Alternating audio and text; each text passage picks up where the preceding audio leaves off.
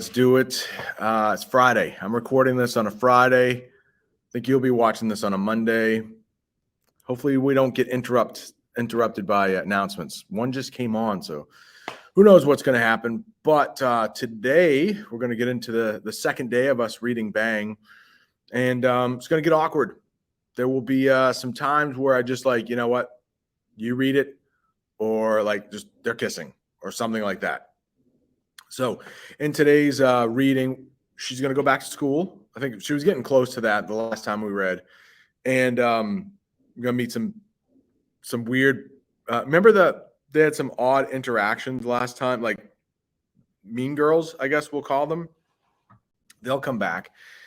And then there's the whole like, okay, are we going to be public or private about this whole thing? Our families don't like each other. Yeah. So, and then we'll finally realize like what the vision, we'll get more information about the vision that he's seeing. Okay. So if there are no questions or answers or comments or whatever, let's get to it. So we ended with the yellow. So let's start with the white. Makes sense. So, and I don't know, their .com. I don't know if it's like a that's what she said kind of joke. I don't really. They say something sort of like, a little bit dirty, and then it's .com. So I don't know if that's what the author's going for here. I don't really get it, but let's start with the white. So I think they just got to the school, right? Yeah. I nod. And remember, she can't carry things very well because she is on crutches. So she'll need some help. And luckily, Sawyer's going to help her, stuff like that. I nod. Sure. Say hey to Charlie for me, and I'll see you after at theballs.com. I pause, realizing what I just said, and then we both make faces. At the car, I mean. Okay, see ya. She heads back towards her hallway. I turn to my locker and pull out a few books, as the guy whose locker is next to mine says, "Hey, Jules, welcome back." Top of the next column. We've barely spoken before. This is weird. Thanks, I say, suddenly shy. I take my coat off and hang it up when I hear the voice that makes me feel all warm inside, I guess. I'll change it to that. Catch you later, guys. Hey, Jules. Before I can turn around, he's turning me around. Then his gentle arms are hugging me, lifting my feet off the ground, holding me right here in public. I let my coat fall from my fingers and I wrap my arms, cast and all, around his neck, like it's the most natural thing for me to do in the middle of a crowded high school hallway. Okay, really quickly, she's not on crutches, but she does have a cast. Remember, she can't lift like 50 pounds or something like that. I missed you so much, he whispers into my hair, and the world goes quiet around us. So, not bad so far. That next paragraph, I'm going to probably skip. I close my eyes right here and breathe, wishing everybody would just disappear. He sits me back down, and I look at his face for the first time in what seems like forever. He smooths my static hair and keeps a hand on my shoulder. The corner of his mouth turns up on one side, just the way I like it. But his eyes are tired. I missed you too, I say in a quiet voice, suddenly hyper-aware of people staring at us, my former friend Roxy and her BFF Sarah among them, which makes me feel really awkward. So I try to pretend they're not there. Top of the next column. He observes the cast on my arm and smooths the thumb under the eye that used to be black. Nice, he says. He glances over one shoulder, then the other, gets a goofy smile on his face, moistens his lips. I really want to kiss you, he says, quietly near my ear. But I think we're being cautious, or else he spotted a teacher, because instead of kissing me, he just runs his thumb across my lips and looks at me so longingly it hurts. Dang. Okay, it's on the next page. Like, I'm not going to read what's on the next page. This is I guess PG or PG-13. Dang, I say, a little breathless. Where's a stupid playground when you need one? This environment feels awkward. Didn't he used to bring her lollipops on the playground? We learned from the last book, I think. Okay, I'm not gonna read that. And I would encourage you, I don't know. I guess it depends on what kind of relationship you're in.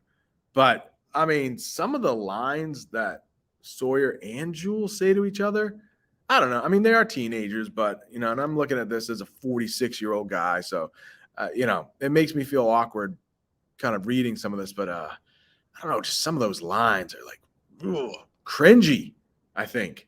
But maybe, hey, maybe as a teenager they work. I don't know. Who knows? All right, next one. I don't know how much we want to skip. Maybe this whole paragraph. That like she growls back at him. I mean, there's flirting, but it's just really awkward flirting. Okay, I'm not going to read that, but maybe like here in the yellow, it gets a little bit better because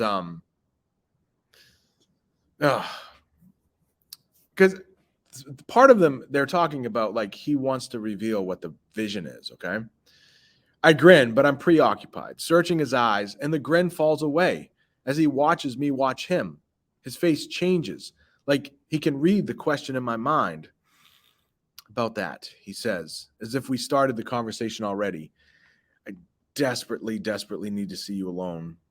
And even though his eyes are hungry, this is different. Top of the next column. I know. I've been thinking about this already. Mr. Pacelli is on parking lot duty during lunch on Mondays. He'll let me eat in his room. I'll claim I need your help because of the cast.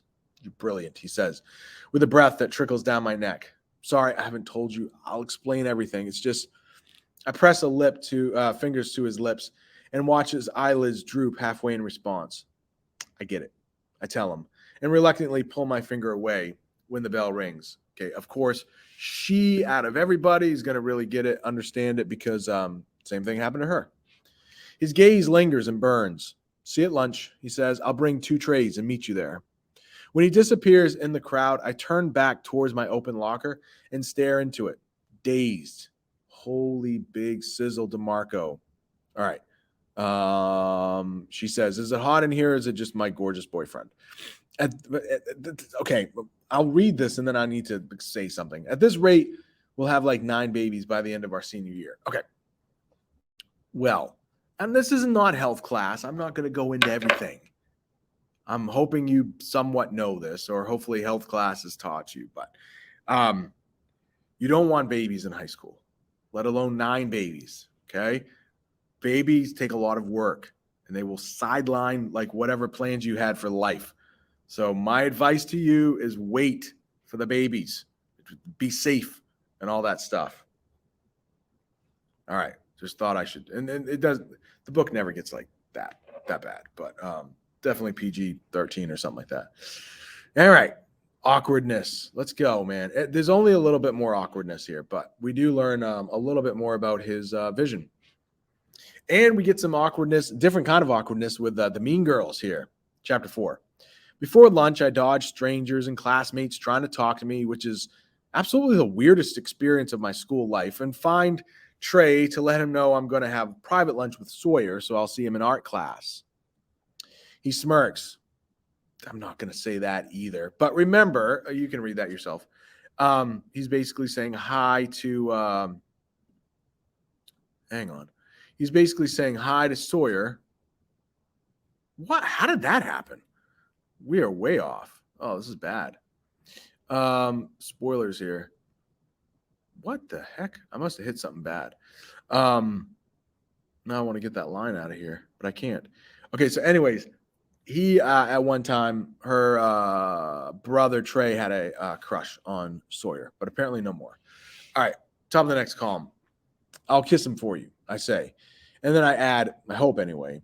But Trey has moved on with the hallway traffic. I slip into Mr. Pacelli's empty room, sit at a desk, and wait, forcing myself to work on a math assignment. When the door opens, I look up and my smile freezes up on my face. Not only is it Sawyer with 2 lunch trays, but Roxy and BFF Sarah are with him. Apparently there to open the door. Sawyer and Roxy are laughing at BFF Sarah, who rants about something, and all I can think about is how I want them gone. Oh, hi, Julia. Roxy says to me like she didn't expect to see me. Thanks for saving our favorite restaurant. I stare at her, wondering if she's really that rude that she values the restaurant over the human lives, Sawyer's life, or if she's just stupid. But New Jules isn't going to smile and walk away. Wow, did you really just say that? I say. I glance at Sawyer, who looks almost as offended as I feel. Roxy looks confused. Yeah, did you not just hear me? BFF's Sarah's lack of greeting brings frostiness to the air. She's probably still peeved about the Valentine's Day decorations I knocked out of her hands. Top of the next column. Okay, well, thanks for the help, Sawyer says pointedly to them. He sets a tray on my desk and then sits down at the one next to me. Can you close the door on the way out?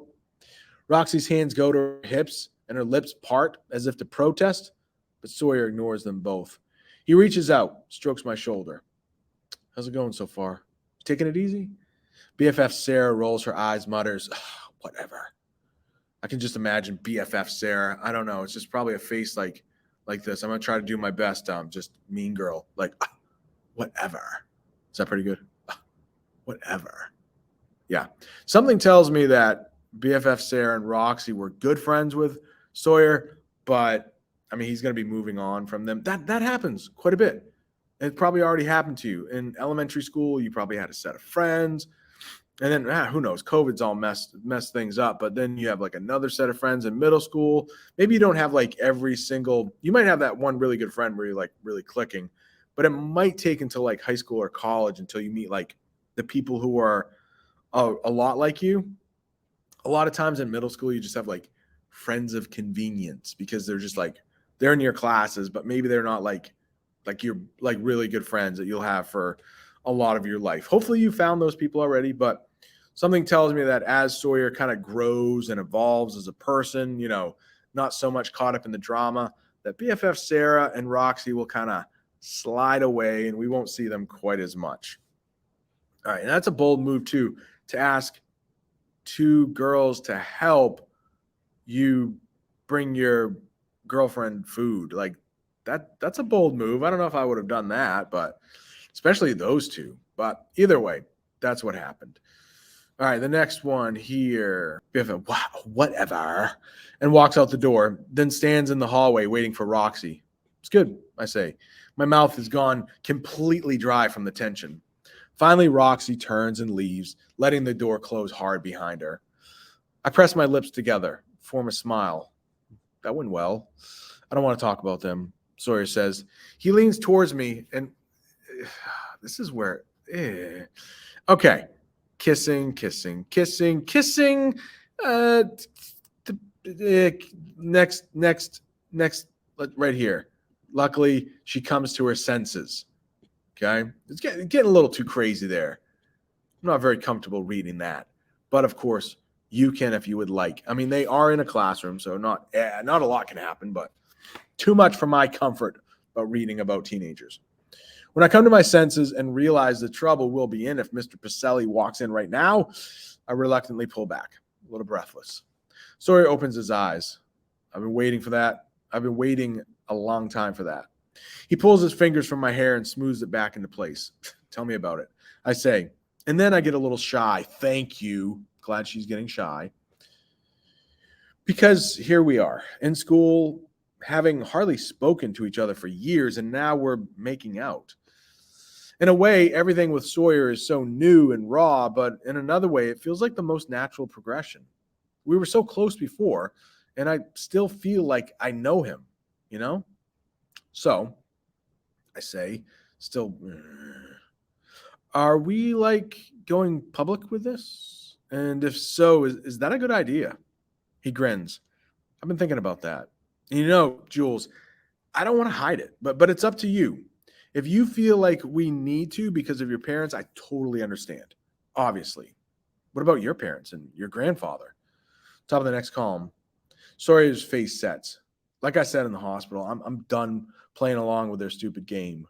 But impulsively, I reach out and brush my fingers across his cheekbone, imagining his grandfather beating him, and let my hand rest on his arm. You can't hurt me anymore, he says in a quiet voice, and I feel his biceps twitch through his sleeve. Besides, I've got other crap to worry about. And there's that, I murmur and turn to our lunch trays. I grab a few carrot sticks and blush when I bite down and they explode like firecrackers in the quiet room. Ready to tell me? All right, I had to make an edit or whatever. Hopefully you don't know the edit, but I had like a couple pages of me reading and all you could see is my face, which really doesn't help.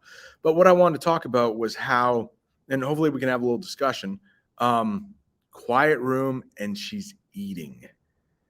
I have a real problem with this. I wish I could be better at this, but I don't like it when it's like too quiet and I can hear people chewing. It's one thing when their mouth is closed and they're eating chips or like an apple, like it's hard to eat an apple quietly. And if it's just like kind of a quiet room and you just hear, I've had students over the years, they're like, yeah, me too, it bugs me. And some people it really doesn't bug at all. So kind of weird there. Wondering if anybody else I can't remember the name for it, but there is when we talk about phobias, there is a phobia about that. All right, I found it. I edited some other stuff out. So since I'm editing, I don't usually edit these videos, but this one is going to be, looks like heavily edited. So I can pull this up right here. Yeah, it's misophonia. When life's noises drive you mad. Yeah, it affects me when I like sleep. I think I've talked about I need a fan going. It's just I wish it wasn't like that, but it looks like there's a 3-minute maybe podcast that you can listen to. But yeah, for 18-year-old high school senior Ellie Rapp of Pittsburgh, the sound of her family chewing their dinner can be unbearable. My heart starts to pound. I go one of two ways. I either start to cry or I get really intensely angry. It's really intense. I mean, it's as if you're going to die, she says. So, like, obviously, if it's a phobia, as we've learned, it's like really bad. Mine is just like, I would say perturbed. I doesn't feel like I'm going to die or anything, but it's like, does make me a little angry. But as I've gotten older, I've been able to control it a little better. Interested. Let's have a class discussion if anybody else has that feeling. All right, enough for today.